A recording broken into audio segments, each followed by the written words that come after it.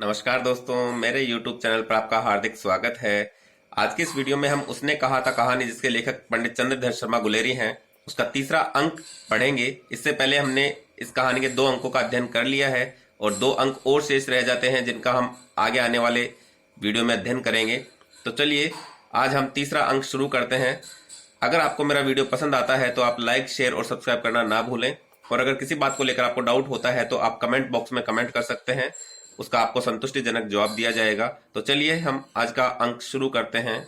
तीसरा अंक है, दोपहर रात बीत गई या दोपहर रात गई है, अंधेरा है, सन्नाटा छाया हुआ है। बोधा सिंह खाली बिस्कुटों के 3 टिनों पर अपने दोनों कंबल बिछाकर और लहना सिंह के 2 कंबल और एक बरकोट ओढ़कर सो रहा है।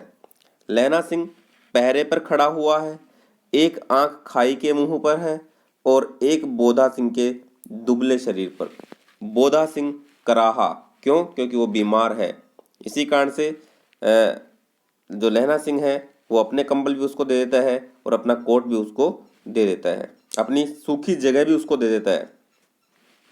बोधा सिंह कराहता है तो लहना सिंह पूछता है, क्यों भाई बोधा, क्या है? क्यों बोधा भाई, क्या है? तो बोधा सिंह जवाब देता है, पानी पिला दो। लहना सिंह ने कटोरा उसके मुंह से लगाकर पूछा, कहो कैसे हो? पानी पीकर बोधा बोला, कपी मतलब कपकपी छूट रही है, कहने का मतलब ठंड लग रही है, रोम रोम में तार दौड़ रहे हैं, दांत बज रहे हैं, हो सकता है हल्की बुखार भी आ गई हो। इसी कारण से उसके ऐसे लक्षण प्रकट हो रहे हैं कि कपकपी छूटती है, जो ठंड देकर जो बुखार आती है, उसी के लिए कहा गया है। अच्छा, मेरी जर्सी पहन लो। और तुम? ये प्रश्न कौन करता है? ये प्रश्न बोधा सिंह करता है कि तुम क्या पहनोगे फिर? तो लहना सिंह जवाब देता है, मेरे पास सिगड़ी है और मुझे गर्मी लगती है, पसीना आ रहा है। बाकी बात ऐसी नहीं है, गर्मी लगती है, ठंड उसे भी लगती है, लेकिन उससे उसका दर्द, दुख दर्द सहन नहीं हो रहा, इसलिए वो उसकी मदद करने के लिए ऐसा कर रहा है। ना, मैं नहीं पहनता, 4 दिन से तुम मेरे लिए, ये बोधा सिंह ने कहा है लहना सिंह को। हाँ, याद आई, मेरे पास दूसरी गर्म जर्सी है। ये झूठ में बहाना मार रहा है कि मेरे पास दूसरी जर्सी है, आज सवेरे ही आई है, विलायत से बुन बुनकर भेज रही हैं मेमे, गुरु उनका भला करे। यूँ कहकर लहना अपना कोट उतारकर जर्सी उतारने लगा। सच कहते हो? ये प्रश्न किसने किया? बोधा सिंह ने लहना सिंह से। और नहीं झूठ, ये जवाब देता है लहना सिंह कि क्या फिर झूठ बोल रहा हूँ? यूँ कहकर नाही करते बोधा को उसने जबरदस्ती जर्सी पहना दी और आप खाकी कोट और जीन का कुर्ता भर पहनकर पहरे पर खड़ा हो गया।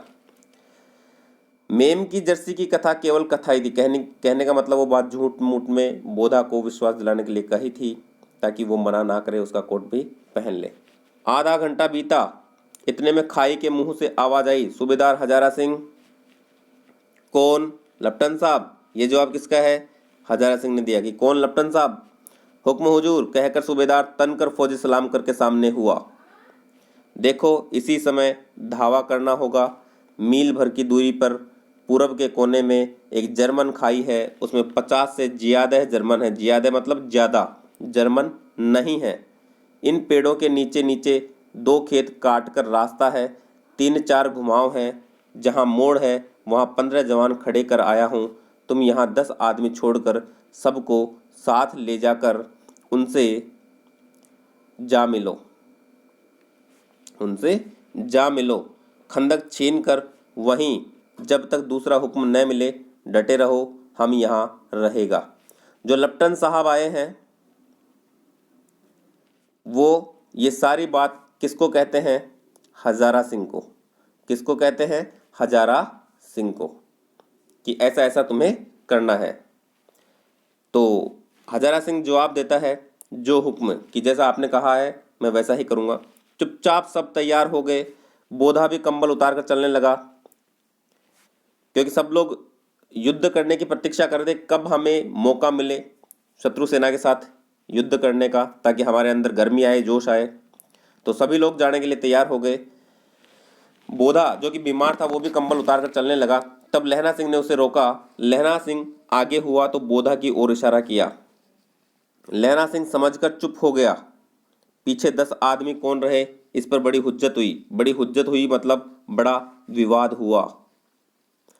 कोई भी रुकने को तैयार नहीं था, सब लोग जाने के लिए तैयार थे, कोई रहना नहीं चाहता था। समझा बुझाकर सूबेदार ने मार्च किया मतलब वहां से प्रस्थान किया।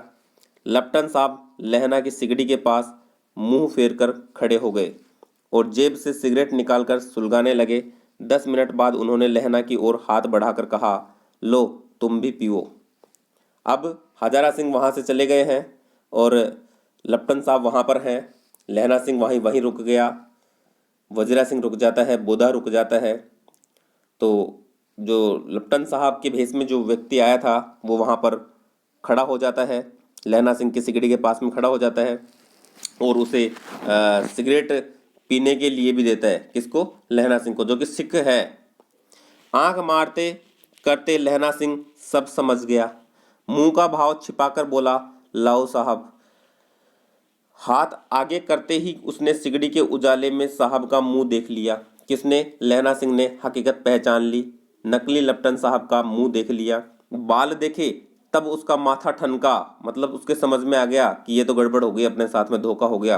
लेफ्टिनेंट साहब के पट्टियों वाले बाल एक दिन में ही कहाँ उड़ गए और उनकी जगह कैदियों के से कटे हुए बाल कहाँ से आ गए। कहने का मतलब कोई जर्मन व्यक्ति या जर्मन सैनिक नकली लेफ्टिनेंट का भेष करके इनके पास आया था, धोखा देने के लिए, इनको धोखे से मारने के लिए। शायद साहब शराब पिए हुए हैं और उन्हें बाल कटवाने का मौका मिल गया है, ऐसा लहना सिंह उसके लिए सोच रहा है। लहना सिंह ने जांचना चाहा, देखना चाहा कहीं मैं गलत तो नहीं हूँ। लेफ्टिनेंट साहब 5 वर्ष से उसकी रेजिमेंट में थे, तो कुछ प्रश्न करता है ये देखने के लिए क्या वास्तव में ये लेफ्टिनेंट साहब हैं या कोई जर्मन सैनिक नकली लेफ्टिनेंट बनकर हमें धोखा देकर मारने के लिए यहाँ आया है। ये चेक करने के लिए वो कुछ प्रश्न करता है उनसे। क्यों साहब, हम लोग हिंदुस्तान कब जाएंगे? लड़ाई खत्म होने पर। क्यों, क्या यह देश पसंद नहीं? ये लेफ्टिनेंट का उत्तर था और ये लहना का प्रश्न था। ये लहना का प्रश्न है, ये लेफ्टिनेंट का जवाब है। नहीं साहब, शिकार के वे मजे यहाँ कहाँ। याद है पारसाल? पारसाल मतलब पिछले साल या पिछले वर्ष नकली लड़ाई के पीछे आप जगाधारी जिले में शिकार करने गए थे। हाँ हाँ वहीं, जब आप खोते पर सवार थे। खोते का अर्थ है गधा। जब आप गधे पर सवार थे और आपका खानसामा मतलब जो खाना बनाने वाला होता है, रसोइया होता है, खानसामा अब्दुल्ला रास्ते के एक मंदिर में जल चढ़ाने को रह गया था। देखो, मंदिर में जल चढ़ाना। कौन? अब्दुल्ला मुस्लिम है, मंदिर में जल चढ़ाने को रह गया था। बेशक पाजी कहीं का, पाजी का मतलब है दुष्ट, बेशक दुष्ट कहीं का, सामने से वह नीलगाय निकली कि ऐसी बड़ी मैंने कभी न देखी थी और आपकी एक गोली कंधे में लगी और पुट्ठे से निकली। मतलब नीलगाय के एक गोली कंधे में लगी और पुट्ठे पिछली साइड से निकली, पैरों की साइड से निकली। ऐसे अफसर के साथ शिकार खेलने में मज़ा है। ये सारी बातें लहना सिंह नकली लेफ्टिनेंट से बोल रहे हैं। क्यों साहब, शिमले से तैयार होकर उस नील गाय का सिर आ गया था ना। आपने कहा था कि रेजिमेंट की मेस में लगाएंगे, जहाँ रसोई का काम होता है उसको मेस कहा जाता है। आपने कहा था कि रेजिमेंट की मेस में लगाएंगे। हाँ, पर मैंने वह विलायत भेज दिया। ऐसे बड़े बड़े सींग 2-2 फुट के तो होंगे। हाँ लहना सिंह, ये सारी बातें लहना सिंह बोल रहा है। अब जवाब देता है लेफ्टिनेंट साहब। हाँ लहना सिंह, 2 फुट 4 इंच के थे। देखो फिक्स नाप बता रहा है, 2 फुट 4 इंच के थे। तुमने सिगरेट नहीं पिया? पीता हूँ साहब, ये लहना सिंह बोल रहा है।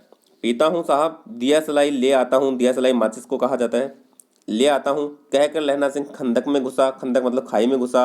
अब उसे संदेह नहीं था, डाउट नहीं था। कहने का मतलब डाउट क्लियर हो गया था कि ये तो लेफ्टिनेंट साहब नहीं है, लेफ्टिनेंट के भेष में कोई शत्रु सैनिक आ गया है। अब उसे संदेह नहीं रहा था। उसने झटपट निश्चय कर लिया कि क्या करना चाहिए। अंधेरे में किसी सोने वाले से वह टकराया। तो क्या होता है, सोने वाले से वह टकरा गया तो प्रश्न किया जाता है, कौन? वजीरा सिंह। हाँ, क्यों लहना, क्या कयामत आ गई? जरा तो आंख लगने दी होती। देखो, लहना सिंह ने अपना डाउट क्लियर कर लिया था कि ये तो नकली लेप्टन आ गया है।